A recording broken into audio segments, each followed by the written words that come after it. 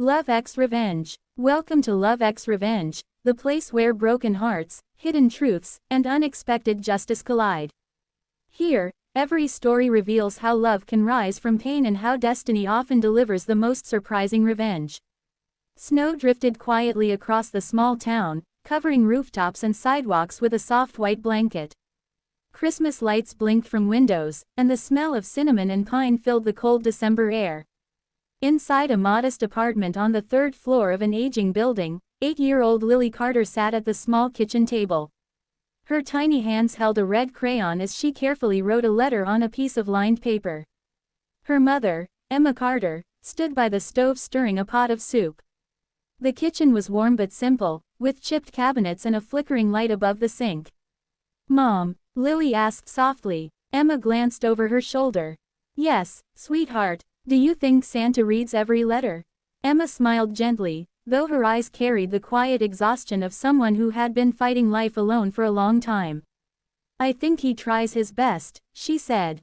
Lily nodded seriously and returned to her letter. But this wasn't a usual Christmas list. There were no toys, dolls, or video games written on the paper. Instead, in uneven handwriting, Lily wrote, "Dear Santa, please send me a dad. My mom works all the time and she looks tired. Other kids have dads who come to school shows and help with homework. I promise I'll be very good if you send one for my mom too. Love, Lily." She folded the letter carefully and placed it in an envelope. Emma didn't see what Lily wrote. She only smiled when Lily ran to the door to place the letter in the mailbox downstairs. Neither of them knew that the small letter was about to travel somewhere no one expected.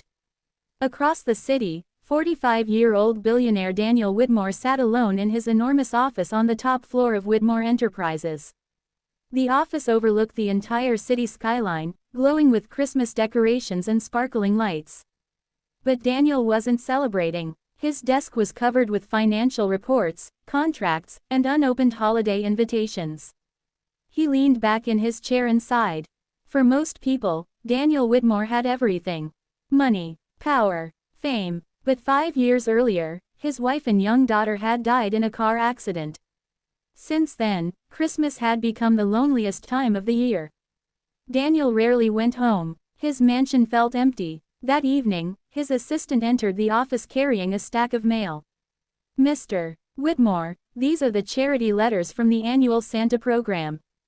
Every year Daniel's company sponsored a holiday charity where children from struggling families could send letters to Santa. The letters were usually answered with gifts. Daniel normally let his staff handle them. But tonight, for some reason, he said quietly, "Leave them here." After his assistant left, the office became silent again. Daniel opened the first few letters. One child wanted a bicycle. Another asked for a video game. Another wanted warm winter boots. Daniel signed approval for each request. Then he opened a small envelope written in red crayon. The handwriting was messy, childlike. He unfolded the paper and read slowly. "Dear Santa, please send me a dad." Daniel stopped reading. His chest tightened. He continued, "My mom works all the time and she looks tired. Other kids have dads who come to school shows. I promise I'll be very good if you send one for my mom too." Daniel sat frozen. For a moment he couldn't move. It wasn't a request for toys. It was a wish for something money couldn't easily buy. He looked at the signature. Lily Carter, 8 years old. Attached to the letter was the family's contact information for the charity program. Daniel leaned back in his chair. Memories flooded his mind. His own daughter used to write letters like this. Simple, honest, full of hope. He stared at the letter again. Then he picked up the phone. "Jessica," he told his assistant, "can you find out more about this Carter family?" The next morning, Daniel received the report. Emma Carter, single mother, works 2 jobs, waitress at night, cashier during the day, lives in a small apartment. No father listed. Daniel closed the file slowly. For reasons he couldn't explain, he couldn't stop thinking about the letter. That afternoon, he made a decision.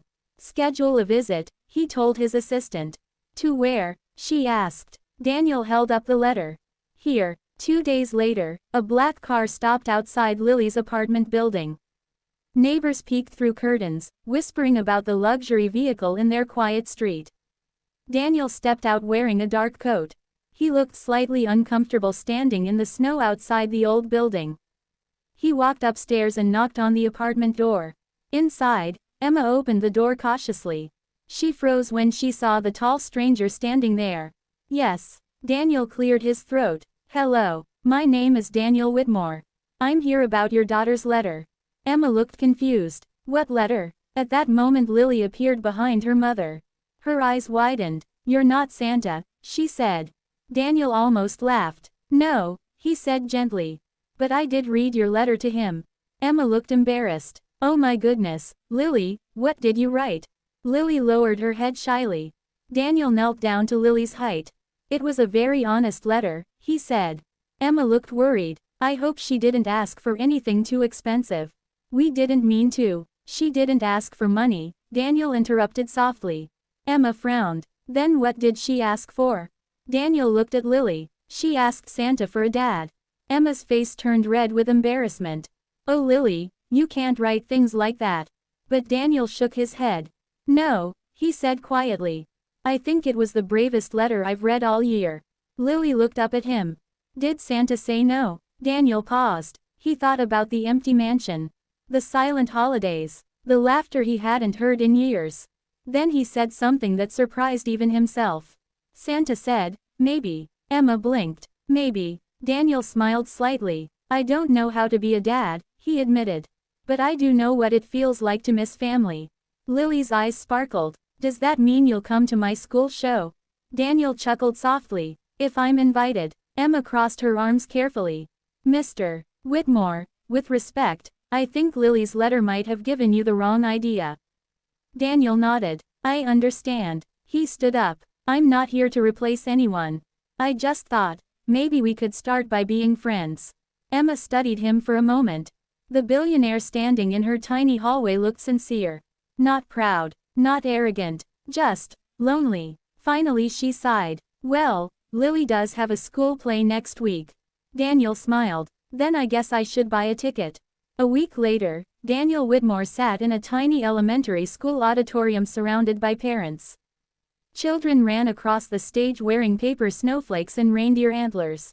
And when Lily stepped onto the stage dressed as an angel, she looked directly at the audience. Her eyes found Daniel. She waved. Daniel waved back. And for the first time in 5 years, he felt something warm return to his heart. After the show, Lily ran into his arms. Did I do good? You were amazing, he said. Emma watched them quietly. She had expected the billionaire to disappear after one visit. But weeks turned into months. Daniel kept coming back, helping Lily with homework, taking them to dinner, fixing things around the apartment. And slowly, the empty spaces in all 3 of their lives began to fill. One snowy evening, nearly a year later, Lily sat at the same kitchen table writing another letter. Emma peeked over her shoulder. What are you writing this time? Lily smiled. Dear Santa, she read aloud. Thank you for sending my mom the best dad ever. Across the table, Daniel looked up from his coffee. His eyes were suspiciously wet. And outside, the snow continued to fall quietly, as if the world itself was blessing the miracle that began with one small letter.